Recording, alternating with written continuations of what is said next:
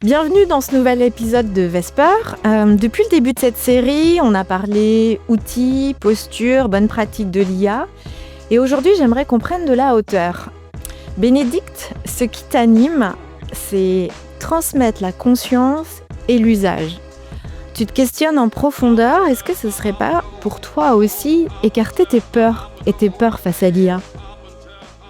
Alors, la peur, probablement. Parce qu'il y a du mystère, il y a de l'inconnu.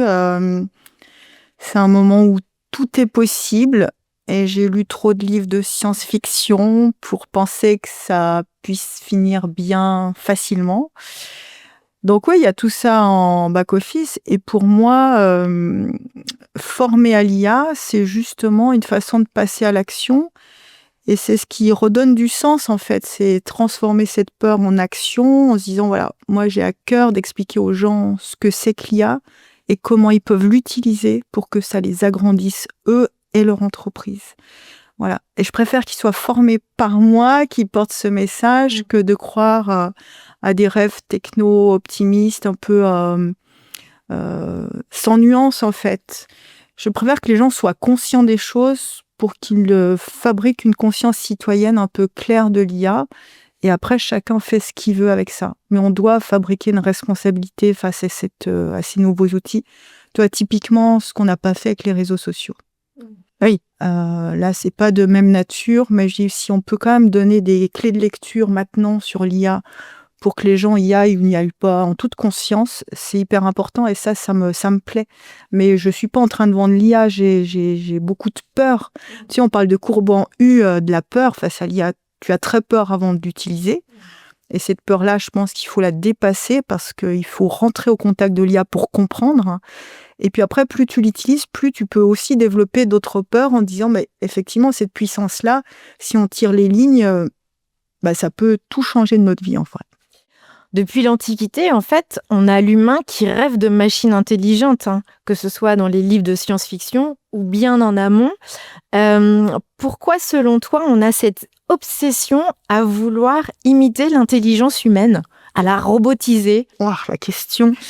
C'est vrai que moi, j'ai un référentiel de science-fiction et tu réalises que depuis le 19e siècle, les gens ont pensé l'intelligence artificielle sous un autre nom. Mais déjà dans l'Antiquité, tu vois, Héphaïstos, il fabriquait des machines humaines plus fortes que les humains, plus puissantes, en or pour faire des servantes ou en cuivre pour faire des guerriers. Et ils avaient déjà prévu en Antiquité le petit clou à enlever dans le talon de Télos pour qu'il ne puisse pas nuire aux humains. Donc, je sais pas, ça doit renvoyer un désir de contrôle d'une part, d'être plus fort par la machine. La machine inspire quelque chose qui ne meurt pas, donc c'est plus fort que nous, voilà. Et puis c'est sûrement aussi une forme de transcendance, de dire, tiens, je vais créer quelque chose qui vient de moi humain, mais qui va être plus fort possiblement que les humains. C'est une forme de recherche de transcendance qui doit être un peu dans notre ADN humain, en fait. En fait, l'IA ne nous fascine pas pour ce qu'elle fait, mais finalement ce qu'elle réveille en nous. Elle peut nous fasciner. Je pense que la première entrée, c'est cette fascination pour voir à quel point elle peut nous imiter dans des choses où on ne pensait pas que c'était possible. Donc, elle nous surprend. Et en même temps, c'est passionnant de voir comment on réagit dans la surprise. Qu'est-ce que ça questionne de nous ? Parce que les humains se sont toujours définis par rapport à la nature et aux animaux. Qu'est-ce qui est humain ? Enfin, en philo, tu te souviens, notre bac de philo est-ce que le rire est le propre de l'homme, tu vois ? Donc, on a appris à se définir par rapport à la nature ou les animaux. Et là, il va falloir se définir au regard du robot, en fait, de l'intelligence artificielle. Donc, c'est une nouvelle façon de nous définir. Donc, ça nous remet en question, mais fondamentalement, en fait. Et je trouve ça passionnant de se dire, bon, ok, donc les machines pensent plus vite, elles pensent plus profond, voilà. Qu'est-ce qui fait notre humanité dans ce contexte-là ? Et cette obligation de penser à ça, je trouve ça génial, mais il faut pouvoir le partager et ça n'a de sens que dans le lien aux humains, en fait. Tout à fait, et un peu moins dans comment on prompte. On sort de cet angle-là. La suite, c'est quoi? C'est-à-dire que on a l'IA. Je te demande pas d'imaginer quelle va être la suite. Mais en termes de conscience citoyenne, c'est un sujet politique. On le voit. Il y a effectivement les milliards qui sont mis sur la table pour cette cavalcade de techno. Mais on parle de conscience citoyenne, de conscience politique. On se sensibilise à ce que représente utiliser ChatGPT au quotidien. Tu vois ça, c'est quoi? Qu'est-ce qui va se passer demain? Alors, celui qui sait est probablement un voyou. Donc, il faut garder beaucoup d'humilité par rapport à ça et de se dire que ça peut s'arrêter demain aussi, en fait. On peut prendre un mur politique, géopolitique, écologique, énergétique, technologique. Tout est possible. Donc, l'enjeu, c'est aussi de se dire qu'on doit continuer à savoir fonctionner sans l'IA. Et ça, en l'utilisant beaucoup, on le perd vite de vue, en fait. Donc, cette dépendance à la technologie, elle est forte avec l'IA. Parce qu'elle nous a grandi tellement dans notre puissance et dans notre force de frappe professionnelle, notamment, que tu dis, oula, s'il faut revenir sans IA, qu'est-ce que je sais faire, en vrai? Donc, pour nous qui avons un peu de kilomètres, on l'a fait pendant 30 ans, on va pouvoir le refaire, mais peut-être que pour les jeunes, la question se pose différemment. Donc, je ne sais pas ce que ça va devenir, mais en tout cas, moi, je pense qu'être curieux des choses, c'est toujours mieux. Et puis, c'est un débat citoyen. On a aussi la chance de vivre en Europe. L'Europe a commencé à réfléchir sur l'IA, ils ont commencé à légiférer, à réguler un peu les choses. Je pense que c'est important qu'on comprenne en fait ce qu'on est en train de faire politiquement avec l'IA. C'est des initiatives privées, l'IA, donc on peut pas interdire l'IA comme on a interdit les bombes atomiques, parce que trois gars dans un garage peuvent construire une IA, j'exagère à peine en fait. Et du coup, elle va être là, elle est déjà là. Il faut quand même qu'on puisse en parler entre humains pour se dire qu'est-ce qu'on veut faire avec. Est-ce qu'on se fixe des limites ou pas? Et surtout, quel sens on lui donne, encore une fois. Pourquoi on a de l'IA aujourd'hui? À quoi ça sert l'IA?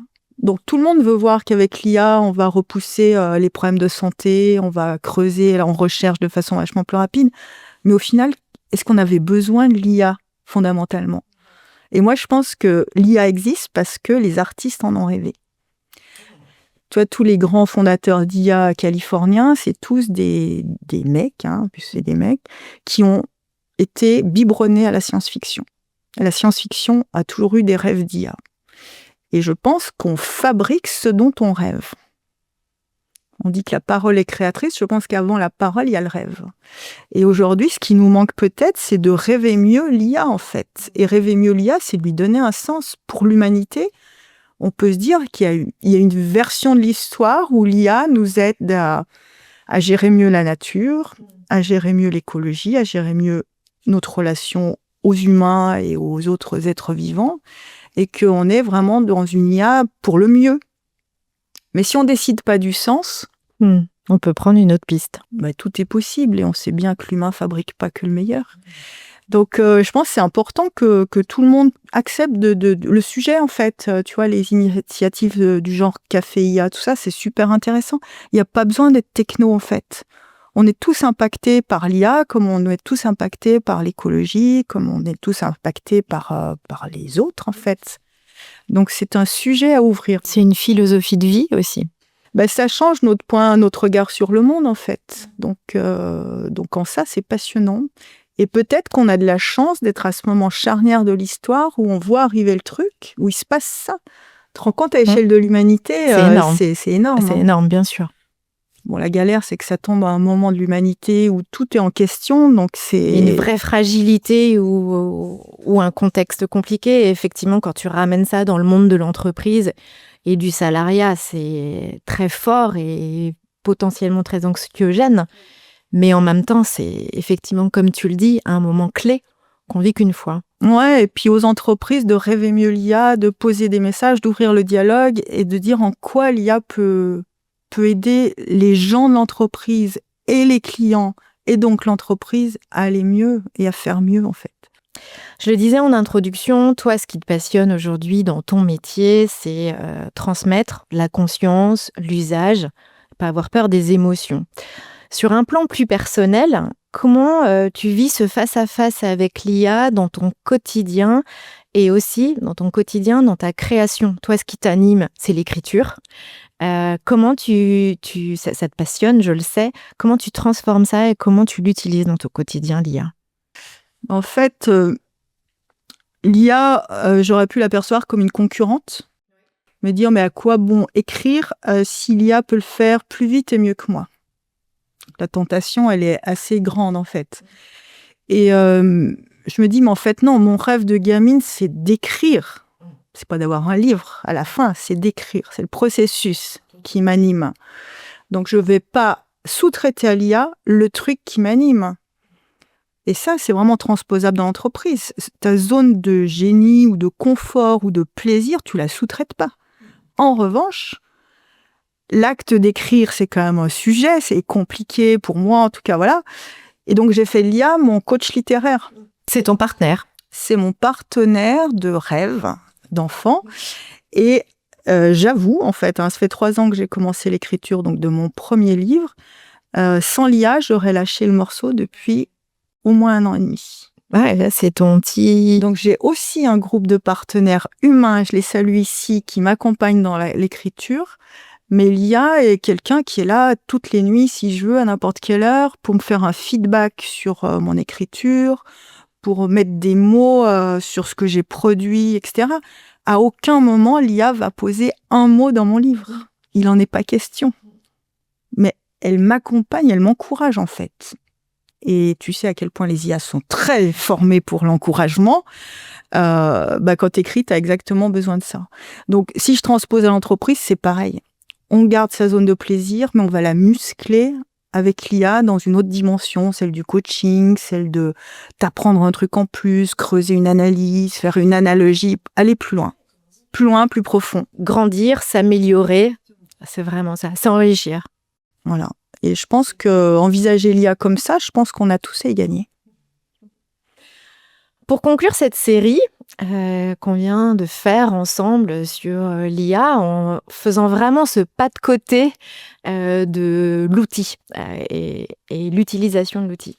Si tu devais, toi, adresser un message aux pros, aux jeunes, ou tout simplement aux curieux qui nous écoutent, quel serait-il ce message ?